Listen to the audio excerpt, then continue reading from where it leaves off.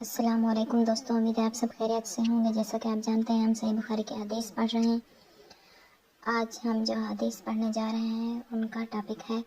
جس نے جمع کیا اور پھر دوبارہ کیا، اور جس نے اپنی کئی بیویوں سے ہم بستر ہو کر ایک ہی غسل کیا،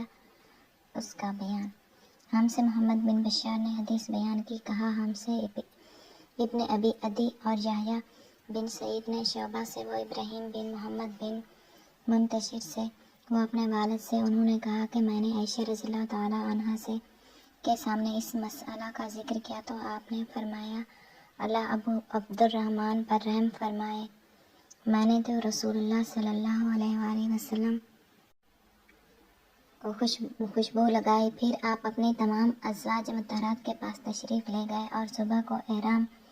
اس حالت میں باندھا کہ خوشبو سے بدن مہک رہا تھا۔ ہم سے محمد بن بشار نے بیان کیا، انہوں نے کہا ہم سے معاذ بن ہشام نے بیان کیا، انہوں نے کہا مجھ سے میرے والد نے قتادہ کے واسطے سے بیان کیا، کہا ہم سے انس بن مالک نے کہ نبی کریم صلی اللہ علیہ وآلہ وسلم دن اور رات کے ایک ہی وقت میں اپنی تمام ازواج کے پاس گئے اور یہ 11 تھی، منکوہ اور 2 لونڈیاں۔ راوی نے کہا میں نے انس سے پوچھا کہ حضور صلی اللہ علیہ وسلم اس کی طاقت رکھتے تھے تو آپ نے فرمایا کہ ہم آپس میں کہا کرتے تھے کہ آپ کو 30 مردوں کے برابر طاقت دی گئی ہے، اور سعید نے کہا قتادہ کے واسطے سے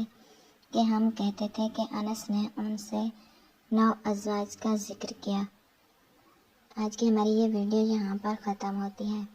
ویڈیو پسند آئی ہے تو چینل کو سبسکرائب کر دیں تاکہ اسلامی کتابوں کی تمام ویڈیوز آپ تک پہنچتی رہیں۔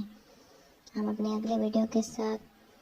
آپ کی خدمت میں حاضر ہوں گے، تب تک کے لیے اللہ حافظ۔